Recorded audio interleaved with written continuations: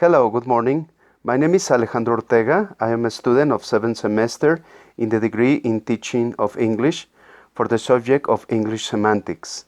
In this video, I will briefly and concisely expose the definition of semantics, what this area of linguistic studies, what are some of the challenges that ESL teacher have when doing semantics within our lessons, and some examples that expose the main and basic concept of semantics, such as word meaning, sentence meaning, speaker meaning, reference meaning, sense meaning, sentence, proposition and utterance meanings, literal and non-literal meaning.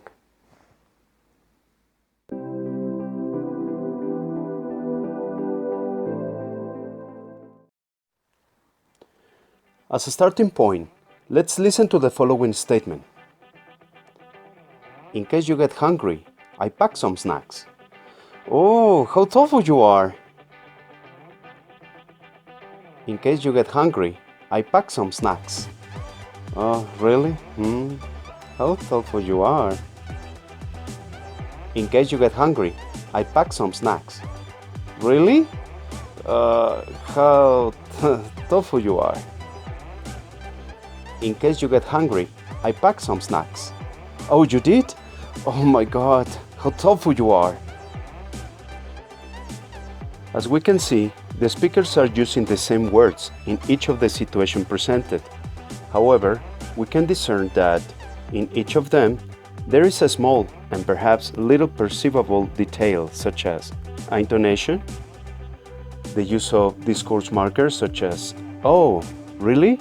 Or, oh God, which suggests in some way that both examples are different from each other, and consequently, not only the same meaning is not being delivered, but also 4 different situations are generated in which, either by own conjecture, or by anticipation, or by intuition, it can be predicted what will follow next, and what a certain speaker meant, of course, as far as possible.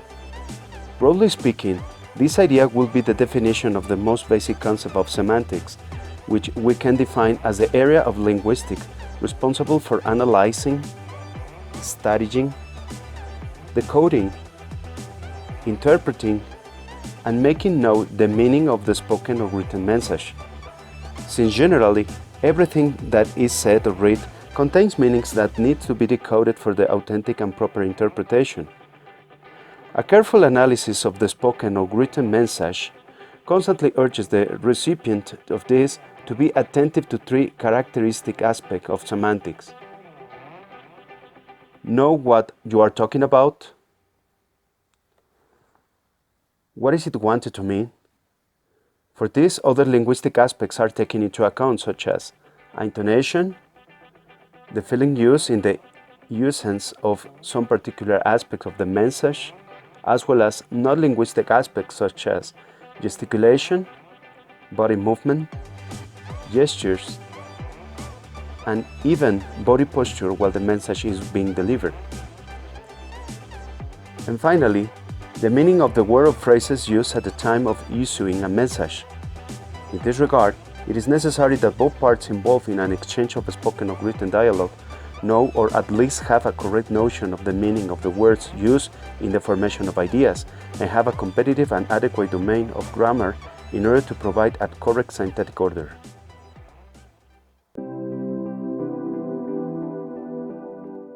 The above gives us an idea that the study of semantics is very complex and systematized, which makes it a linguistic discipline in which someone must learn to phrase every word of the message delivered. Likewise, be aware of the linguistic aspect previously exposed, which deal with the way of saying, feeling, and expressing messages, regardless of the way in which they will be interpreted. It is very likely that these aspects constantly go unnoticed when exchanging ideas or decoding meaning in written messages, since generally, we can focus exclusively on the direct message, but without taking into account the other linguistic aspects which originates that there is the possibility of various interpretations of them. Moreover, Sometimes it will be necessary to deal with conversation problems, which can be caused by different factors such as shyness, lack of knowledge of the subject, discomfort with the issues, lack of necessary language, among others.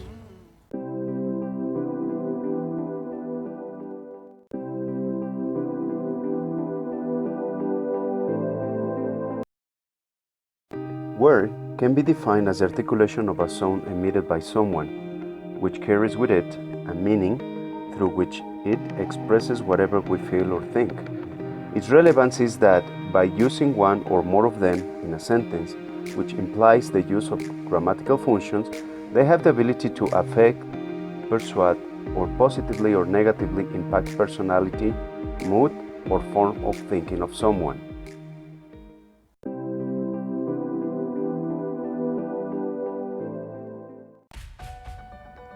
A word can take the form of a noun. It also can take the form of a verb that indicates a specific action. And finally, they can be joined to form a sentence that, in combination with other linguistic elements, can take a literal meaning.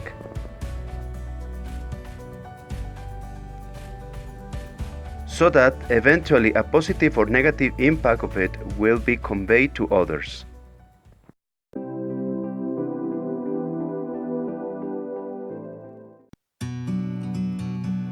A sentence can be defined as a descriptive composition, which is usually presented in written form, although it can also be orally, which basically consists of a subject and a predicate or free text that is usually used to generate any particular communication about the person, place, or object, which is part of what is being talked about. Its content depends considerably on how many descriptive aspects are required to know.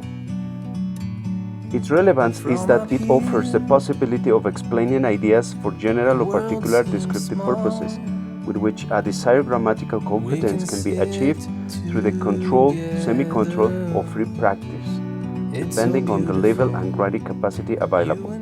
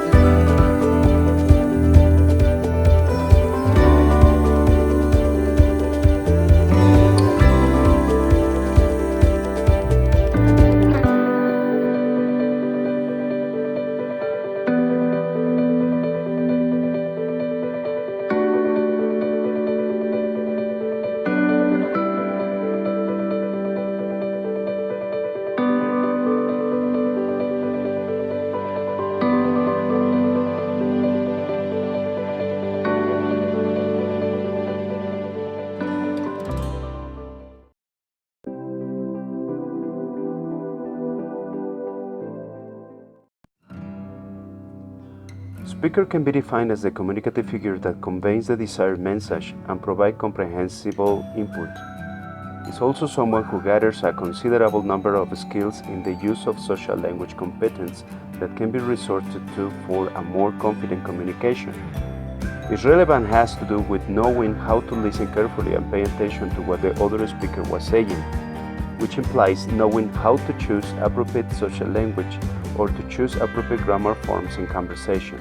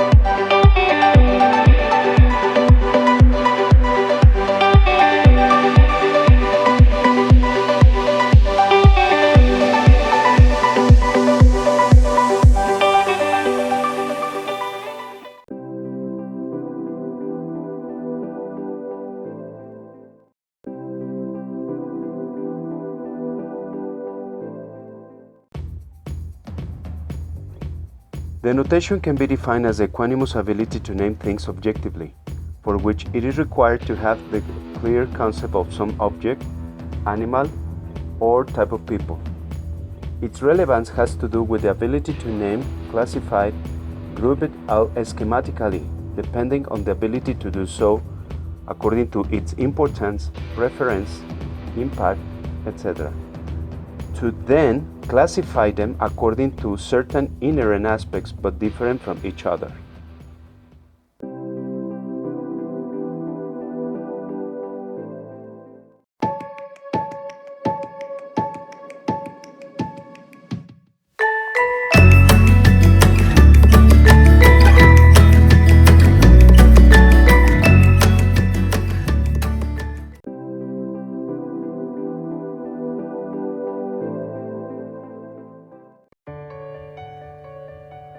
Reference can be defined as the ability to mention intrinsically specific aspects of a particular issue or characteristic object, which implies that it is required to have the ability to think more analytically in order to see connections between things and analyze them in more complex forms. Its relevance is to provide a capacity to increase the ability to collect and interpret basic data about something in particular, and that such information is used in the objective description.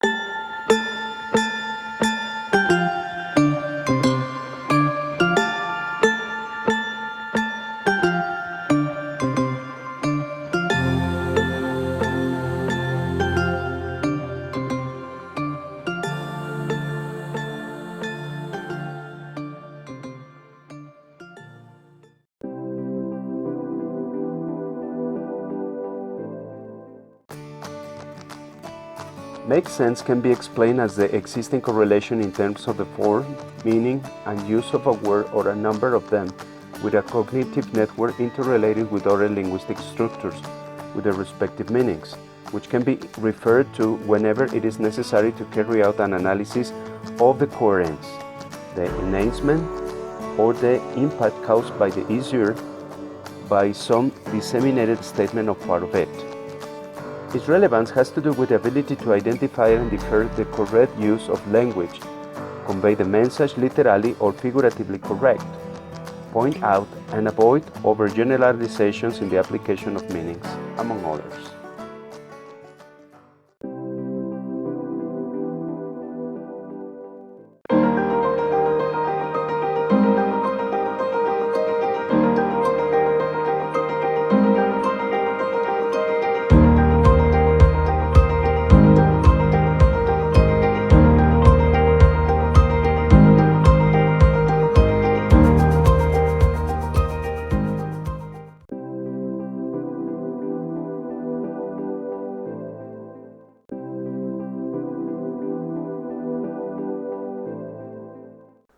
Proposition can be defined as a form of human expression represented by some type of language, by using a set of words that interpret or symbolize a type of human thought, which declare or propose some idea that may be true or false.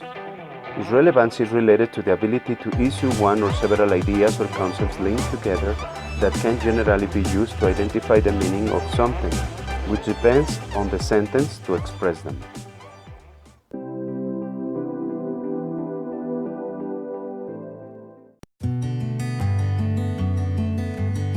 In the example sentence, Alex is going to be in his 40s next week, can be seen that it is both expressing a thought that can be used to generate a diverse of other ideas, and that the sentence itself counts on a proper meaning, so it can be defined as an independent clause.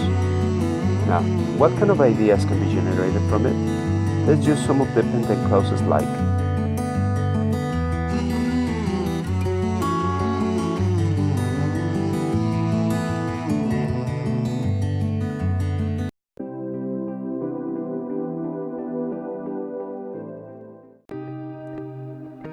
utterance of pronunciation can be defined as the ability to produce understandable expression, for which some inherent aspects to it are taken into account, such as the emphasis of words, the rhythm of sentences, intonation, among others.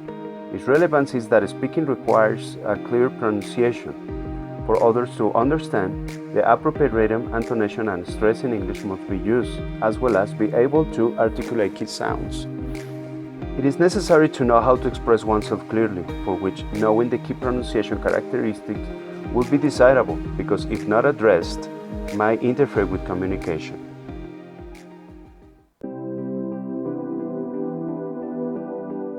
Let's see some examples. Have you seen my keys?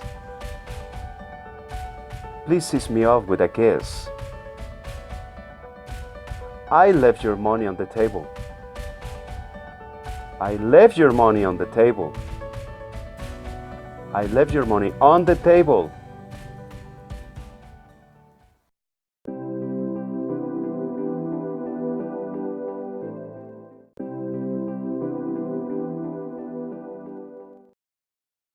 Literal meaning can be defined as a reference to the real and authentic use of the words or phrases that are being used in the proliferation of a sentence, for which it is taken for granted that the speaker knows the words and their meaning well when certain statements are being declared. It can also be defined as the action of providing comprehensive input essentially through real, illustrative, auditory, and visual models. Its relevance consists in once literal meaning is known, it is possible to provide a number of countless contributions that are interesting, relevant, and worth trying to understand.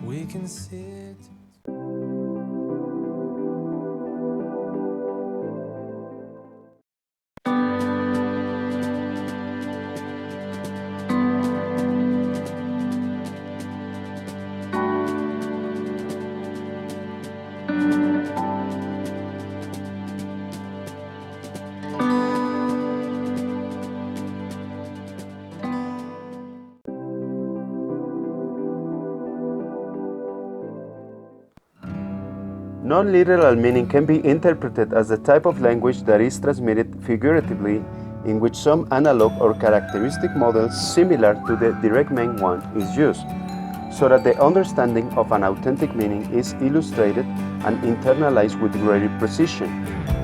Its relevance has to do with the possibility of generating various opportunities for the interpretation of the meaning in which figurative meaning is used.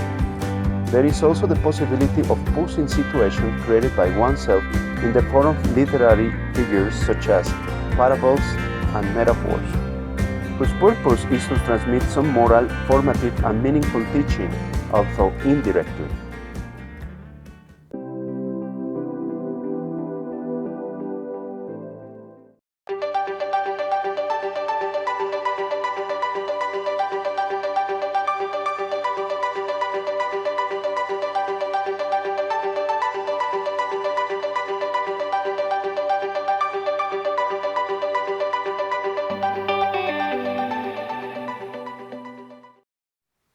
In this way, I conclude my contribution in this video. I greatly appreciate your attention. Thank you.